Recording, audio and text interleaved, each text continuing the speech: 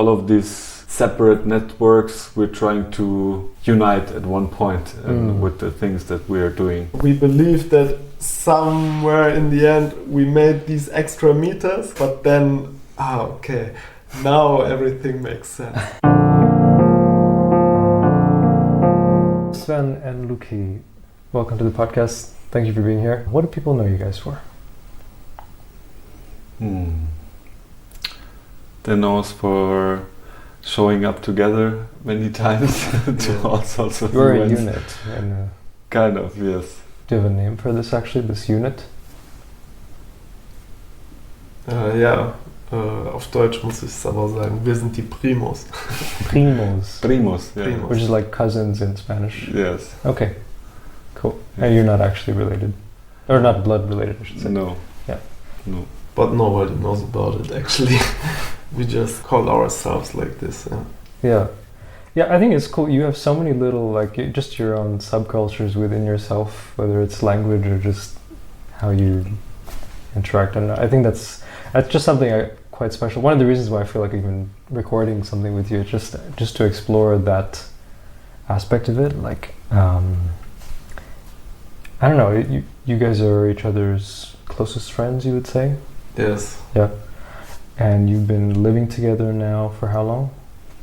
So here in this flat, it's been pretty much exactly 2 years, but we've been living together in Cologne back from 2014 until 2017 or something. Yeah, interrupted by periods of being somewhere else. Yeah. And now that you've lived together for 2 years, like, what's it like living with your closest friend? And what's interesting about it, or what's hard about it? It's funny most of the times. Somehow it's difficult because we have this fermentation project, Permakultur, and we spend a lot of time together with tasks, with managing tasks. For the business? For the business or for other projects we're involved with. For example, dancing events, or now we have this association. And most of the times on a day we have several tasks to do, and sometimes the lightness of the friendship without work is not so super present, but most of the times it's funny. Coming to the kitchen in the morning is mostly the first time we meet. Okay. Yeah, it seems like kind of the most intense way to do it, because it's one thing to just live with your closest friend where maybe like some of you say lightness, I would have said something like maybe the fun or the magic or whatever, just this idea we might have of our closest friend, like, oh, it's so great to like spend time with them.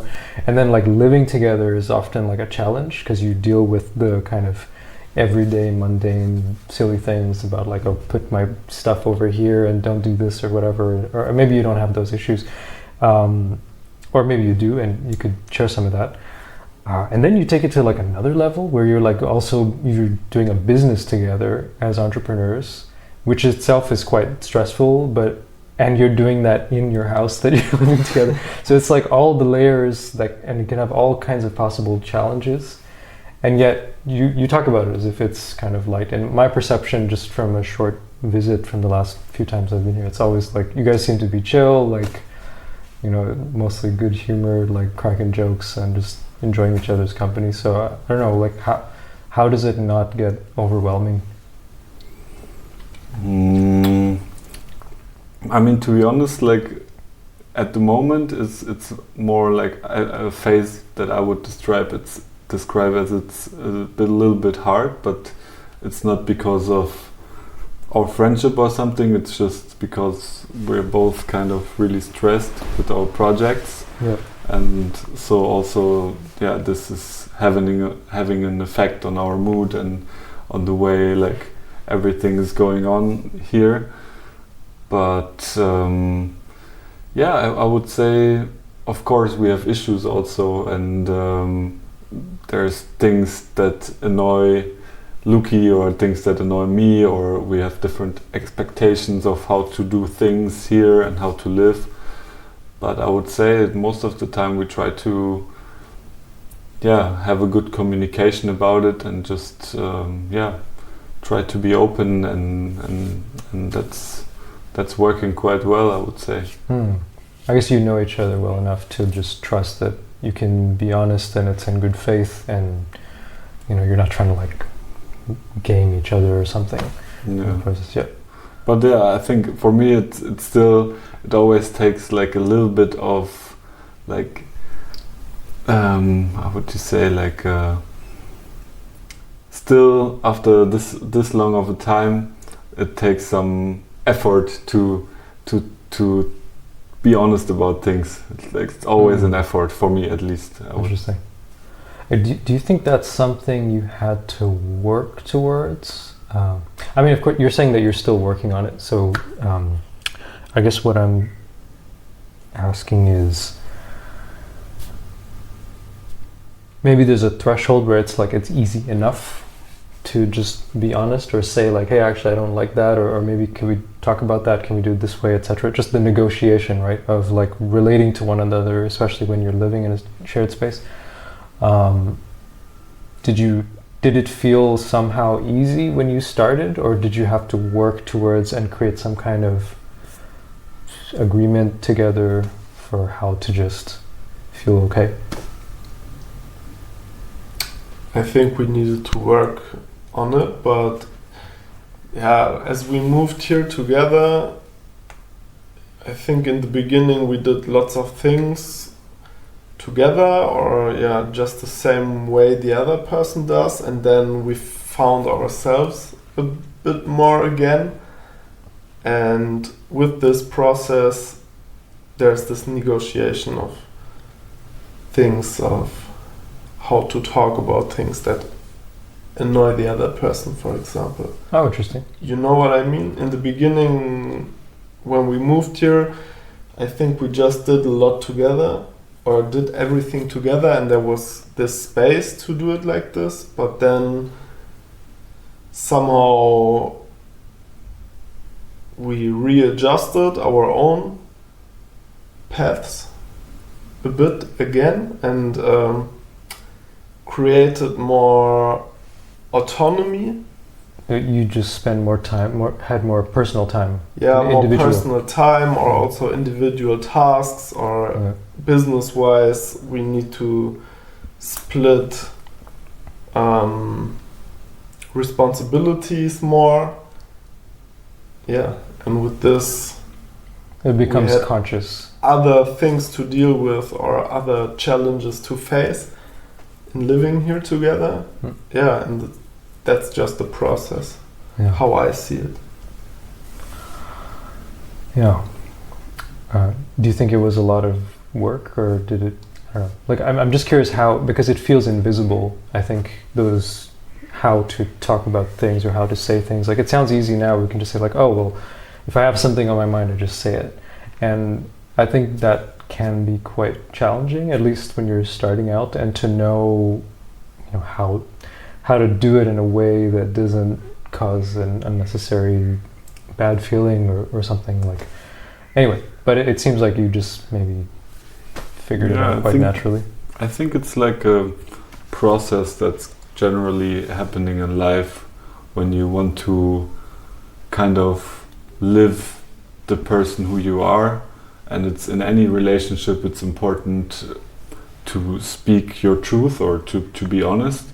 And of course there's ways how to communicate it, but I think it's part of this process in life to speak out your truth and speak out what you think, and just learn to do it in a way that you don't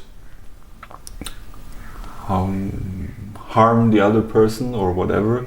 And for the people, or for the person receiving kind of critics or meanings, or just it's also a process of learning how to accept some sort of critics without taking it personally, for example. So I think it's a for me in this living situation with Luki, it's like a really good practice of these patterns, or of this way of trying to be honest and speak what you think. The threshold is a bit lower with him for me to speak it up, and it's like I can practice it better maybe. And so that when you're in a different context, it's a bit you've trained and you feel like okay, I can maybe anticipate, or I can cool. Yeah, it's something I think I'm getting better at myself. I'm used to actually, if I'm not feeling good about what another person said, I'm used to just like being quiet and just holding it. I guess it's a cliche now, like, oh, you shouldn't hold things in, but it was very natural for me because maybe I had just received that from previous generations. So I've learned to just say how I'm feeling. Actually, it's in a very neutral kind of way, like, oh, you know what, this actually makes me feel like this, and then helping the other person understand that just by saying it, and that often unlocks like so much possibility for negotiation, for understanding, for maybe accommodating that sensitivity in another time. So it's quite powerful, I find. So I'm just kind of learning this now in my experience with living with my partner, or spending time, sharing space, living together as we're traveling, etc. A lot of growth there for me, at least. Yeah. And as you said, like you're speaking about the way you feel, and it's not. This is the way how you should tell the other person, like, this happened and it made me feel like this, but it's not your fault, or not you didn't intend to make me feel like this, I have another question. It maybe is also a bit out of date because I just recorded it like the last time I was here. I think both of you are in relationships now, and I think at that time you were not. And I don't know if you just made a joke about it, or like you just said something about like, oh yeah, we just don't need to be in a relationship, or like what, if you feel like sharing anything about your mindset in relation to that, because you are like, I don't know, you're quite busy also just doing your own life, and maybe you just feel like you don't need that, or you didn't need that in that time. But any thoughts about that, or anything you'd like to share? I think a lot has changed since the last time you've been here. Yeah. I don't really remember so much about this time back then, but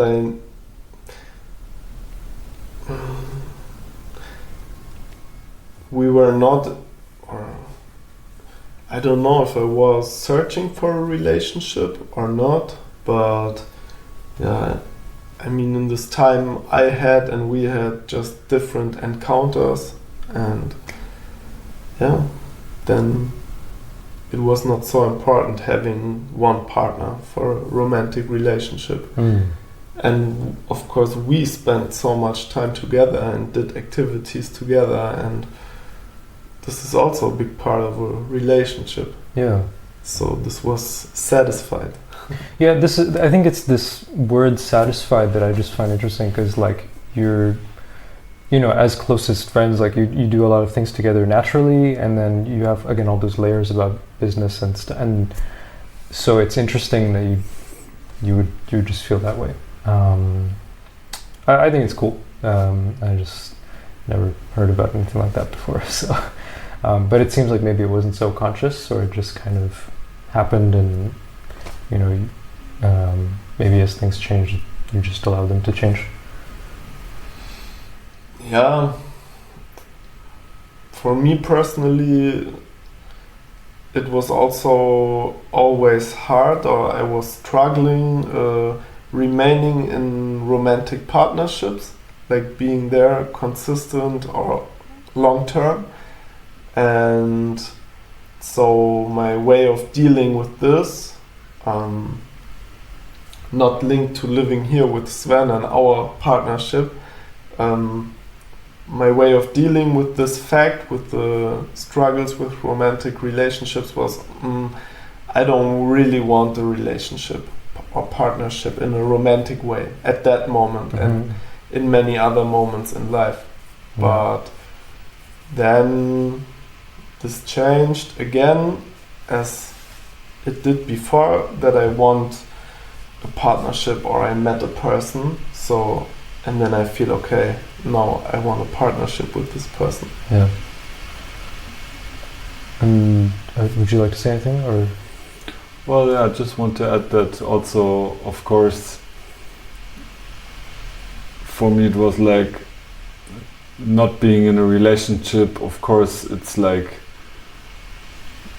you should always try to pursue your happiness if you have someone or if you don't have someone. So just always trying to make the best out of it, and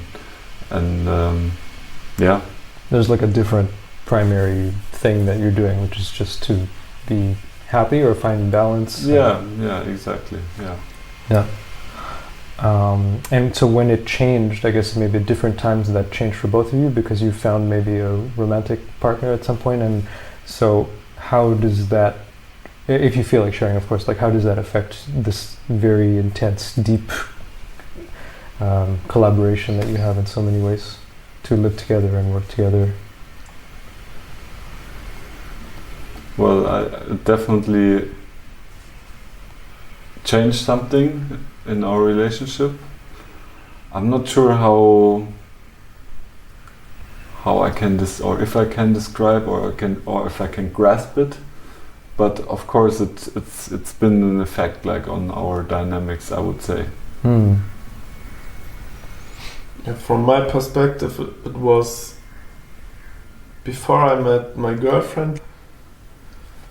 We had our vision, and this was taking like 100% of the lifetime. And then I was thinking about, okay, so it cannot be 100% here now, only pursuing or following our vision. There's someone else I want to spend time with, and this was like, coming really quick and unforeseen.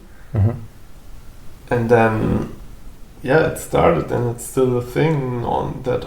Mostly on weekends, I try to spend time with my partner, and I miss her, and I love spending time with her. And at the same time, it creates some sort of pressure because we don't have this 100% of the time to pursue our goals, be it business-wise or with the other events or projects we have, 100%. That hits me so hard because I feel like I have spent most of my life with 100% for myself.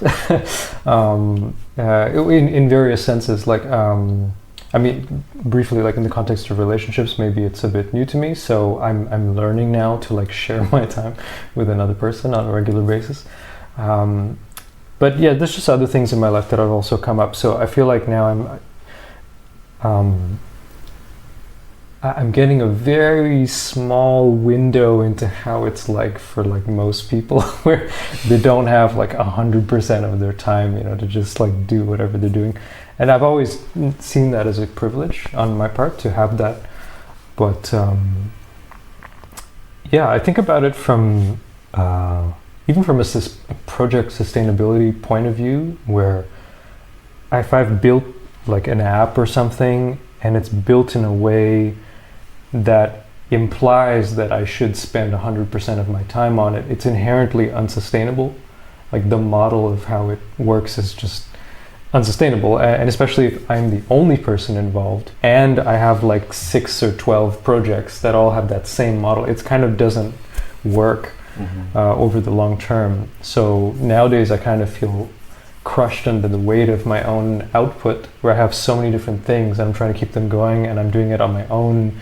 And there's something I find dysfunctional in that at this point, because it's like I can barely even start now just because of the thought of how to choose which one to go. It's like it's really heavy, and it comes from having spent having come from this assumption of like 100% of my time, that I can just, I know how to manage that. It's causing me to have a lot of reflections about how I want to organize my projects. I'm wondering how you think about balance with your work, especially your entrepreneurial project, because I can see how easy it is to like be super interested in something, and you're both motivated, and you both like are maybe even enjoying the work, and you may want to spend all of your time on it, and then now there's other things or other things to spend your time on.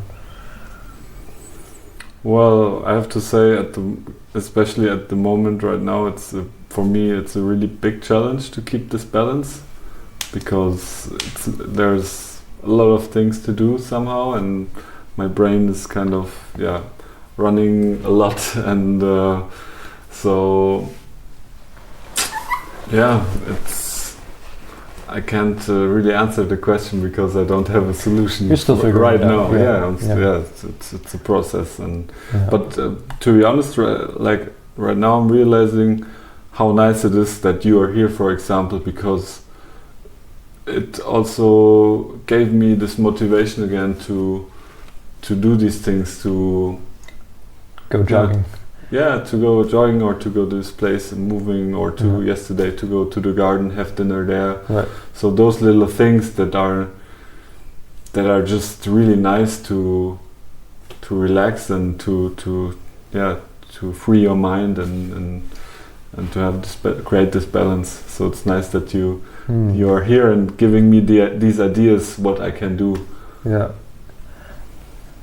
Counterbalance. Makes it easier if a friend is here to say, okay, now I leave the laptop, or now I stop work because with this friend I want to do that. But making this choice only for yourself should be good or should work, but sometimes it's so hard. It should be easy, but it's not yet. Yeah, I mean, you should decide for yourself and for the balance, but sometimes you just don't manage because you prioritize the things, the tasks and the projects. Yeah, it's interesting to hear you both talk about, 'cause I don't see either of you as, I could also be wrong about this, but I don't see either of you as this kind of cliche of like the hustler entrepreneur who's like always working 24/7, like gotta make that money, gotta knock on every door.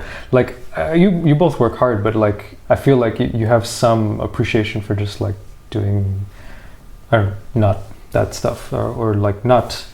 I think when you say 100% of your time, it's more like having the option to do what you want 100% of the time, and maybe you'd like to do the business stuff, but you can also do other things. Like, I don't know. Correct me if I'm wrong. No, you're right. Okay. So it's and so it's interesting that even though you're not what I would consider like overworking, or just maybe obsessed with working all the time, and this is a cliche, of course, like not every typical entrepreneur even fits that cliche, but like even though you're not like that, you're saying it's still hard for you to pull away, and is that more because of your own curiosity for what you're doing, or pressure, material pressure to like make things work, or?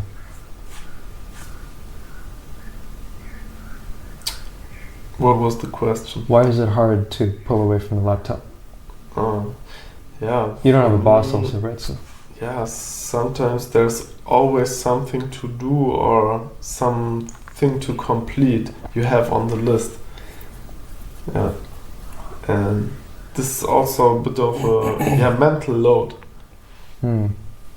Doesn't necessarily mean that I work, but if I'm here in the evening and I skip the movement session because I think, okay, I stay longer on the laptop, blah blah blah, but then I'm here and I didn't make the switch, and in my thoughts I'm still thinking about the things.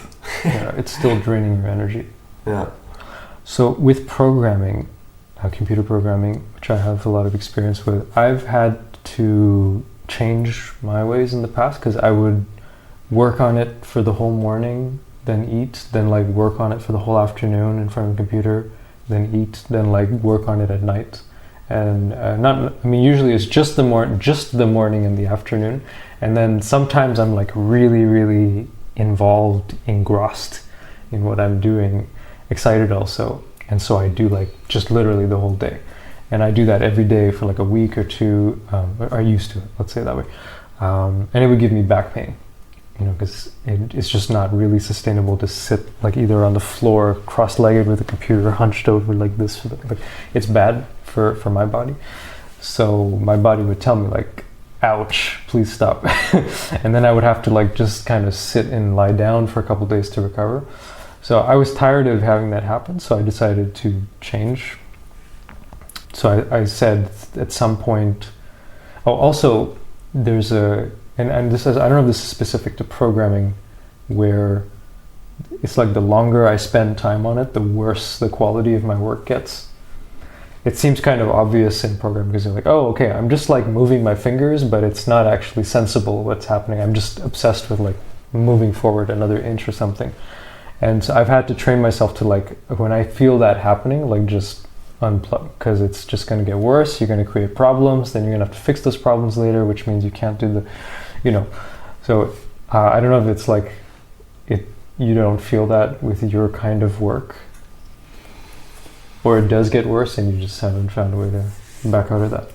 I think, of course, there's this moments where you should better go out and take a walk and then maybe come back to this task or to the desk later. But yeah, I think somehow it's comparable, but how it looks like is different when you're not coding, but trying to make projects work or events happening. Yeah, this is like our things that we do. They are very diverse, let's say, like it's producing kimchi, or it's doing tempeh, or it's also like our other projects that we are going on that are not always in front of a computer, but you have a meeting, for example, this morning for the association, so it's like 3 hours meeting, and then what is the connection between all of these things you do? You do, like, you have this fermentation business where you make fermented foods.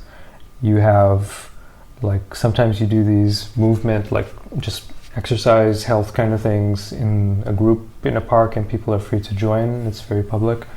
You have these, like, I don't know, dance gatherings for hippies or something like this. It's called ecstatic dance. Ecstatic dance, I'm sorry.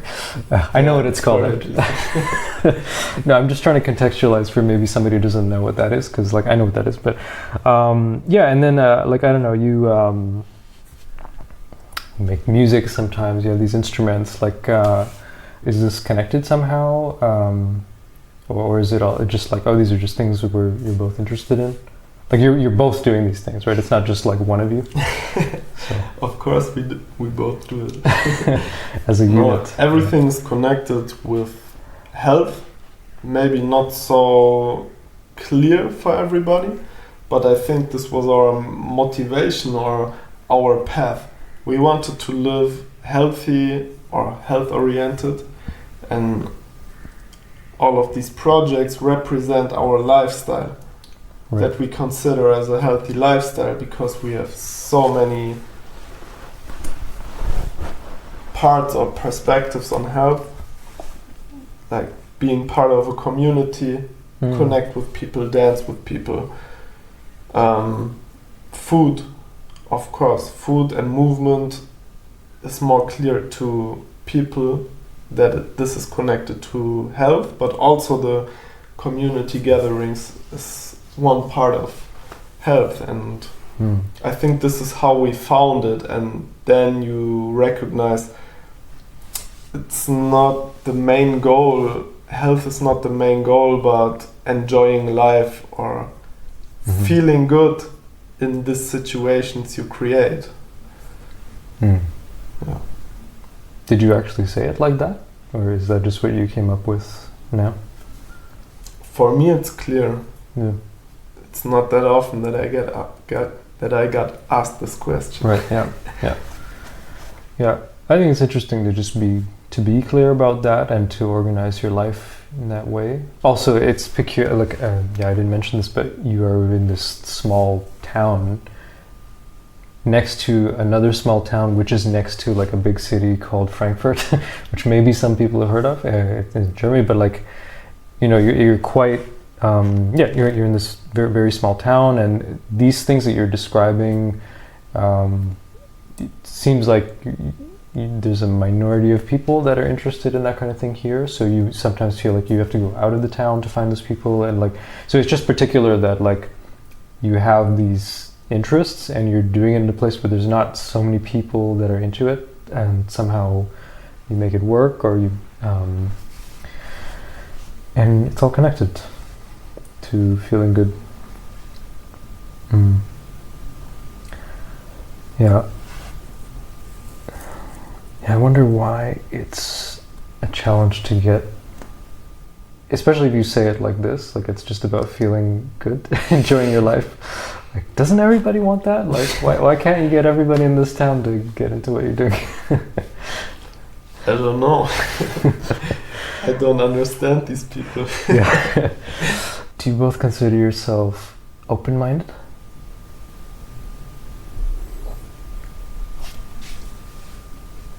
Yes, but I think it's still from time to time a challenge to be open-minded. Okay. For me, because sometimes I'm lacking this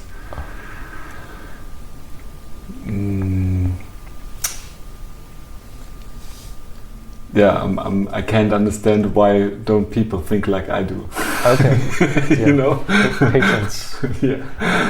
Yeah, patience and empathy. Of course, you're such an empathetic person. I don't mean it that way, but you know what I mean. Do you consider yourself open-minded? I think I'm open-minded, yeah. Okay. Would either of you or both of you like to share something you both feel close-minded about? Close-minded?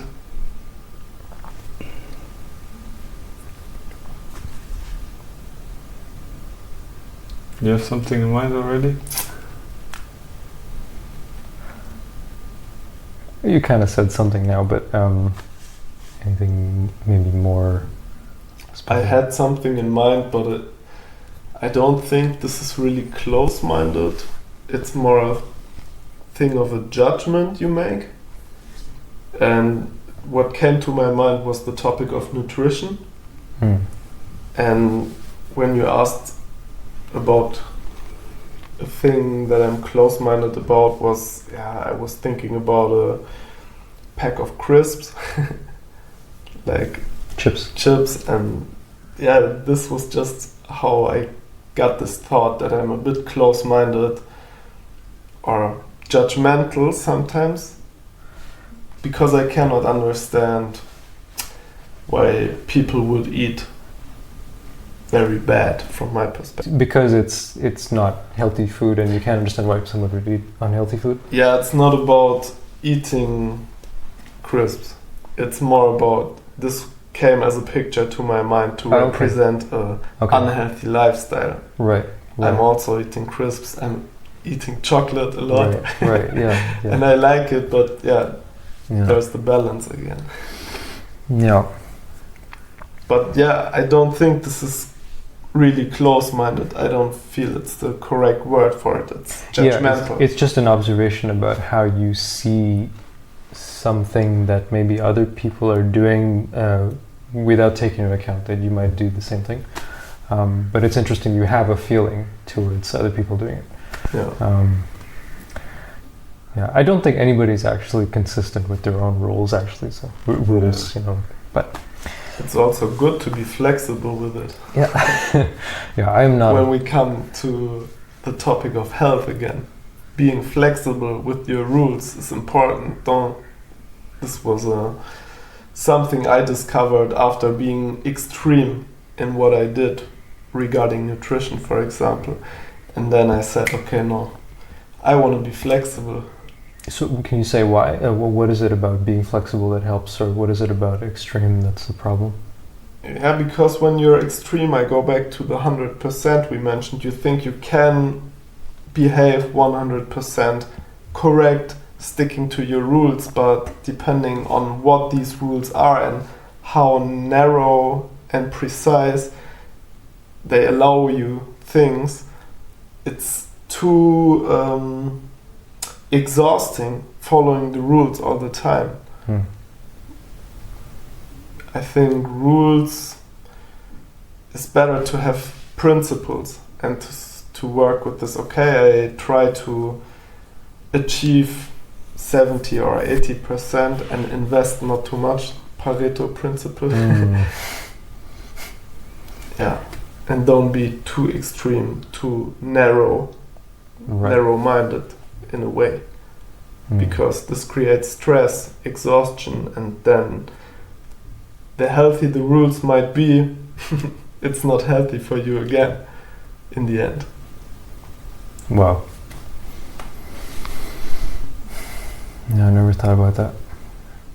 It's a relief, actually, because it's so easy to feel bad that I'm not following my rule. And what you're saying is it actually will make you feel bad to like constantly be worried about following your rule, whereas you could just be flexible. Yeah, I like that. These days I'm trying not to force anything. I say like, don't force anything. Don't be too dogmatic, or don't. Or actually, yesterday I came up with a funny phrase like, being overly attached to a strategy is not very strategic, because you have to kind of adapt if you want to be strategic about things. This is the same thing. Yeah. Yeah.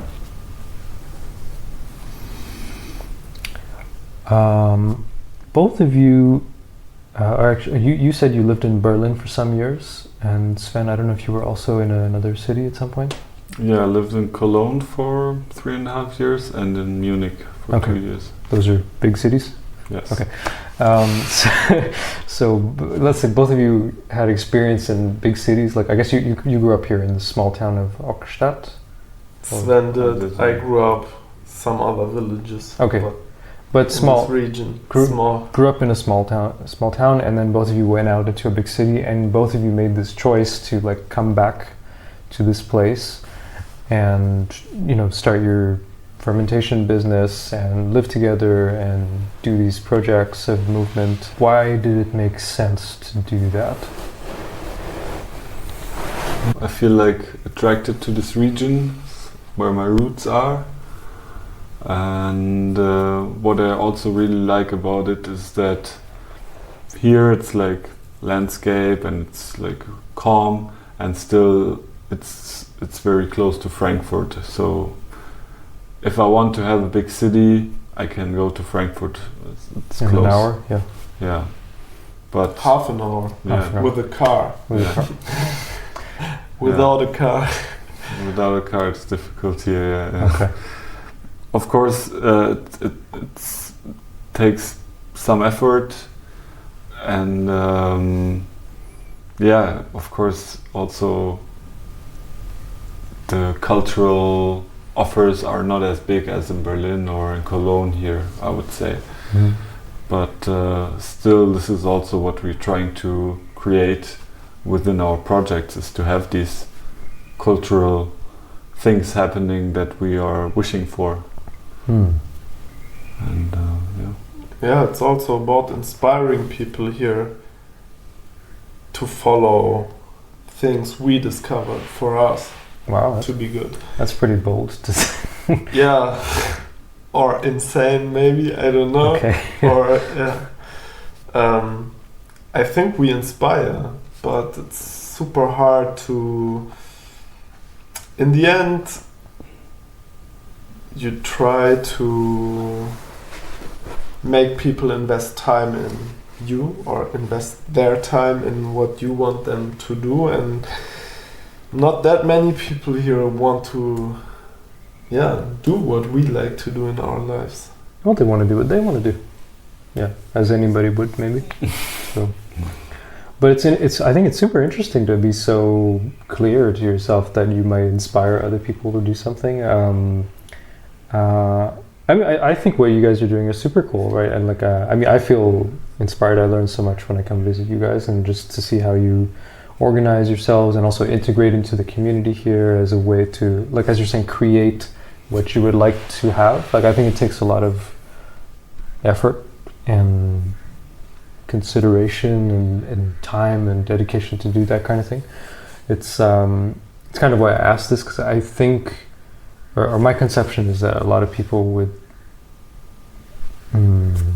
if they like cities, they would just find it super limiting to move to a smaller place, because you just focus on all the things you're losing. Of course, like here you have a connection with nature that's you just wouldn't get in a city, and there's things that are very obvious, but like these things about like how to live and kind of do the things you want to do, especially if it's a bit different from the culture, and somehow you try to grow it here. I think it's super cool. I wanted to add one aspect why we moved here. Corona played a big role. Oh, right, okay. Yeah. That was 4 years ago. I don't know, yeah.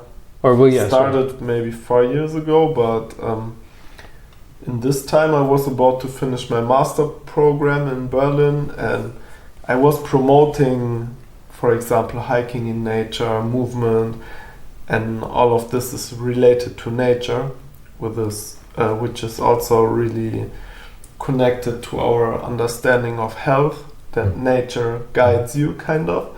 Yeah. And I was promoting being in touch with nature, and then Corona came and everything was a bit crazy and really detached from human nature as well. For example, not meeting people, separate yourself, isolate yourself. And this created some wish inside me that, I want to live who I am and what I am, and being more in touch with nature and with food, with nutrients. And this was things we discussed when Sven was in Canada, and he kind of lived this in touch with nature. And I was in Berlin, and I was told to isolate myself, and kind of frustration, it's not the right word, but a response to that or reaction to that. For me at least, it was also okay, let's move back, and I can't be here in the city anymore. Interesting. Yeah. Is that to say that if it wasn't for those circumstances where you were pressured to isolate, you may have not moved to the small town? I don't know. Well, it's hard to say. Hard to say, but if Berlin life would have gone on as it did before Corona, maybe I would still be there. Interesting. I maybe would have developed in another way. Yeah. Yeah, this is a kind of coulda, shoulda, woulda question, which is like you can't really know. Anything else you want to talk about? Again, I want to add to the question before that moving here was not always, or is not always like, oh, finally I'm outside the city. Of course, sometimes you miss the things of the city here. Especially when it comes to young people, to like-minded people, alternative scenes. And this is also important to mention. Yeah. And you deal with it, as you say, by trying to create it? Yeah, created for us by going to the city, to the events we want to join, where we meet our community, kind of. Whatever that is. Yeah.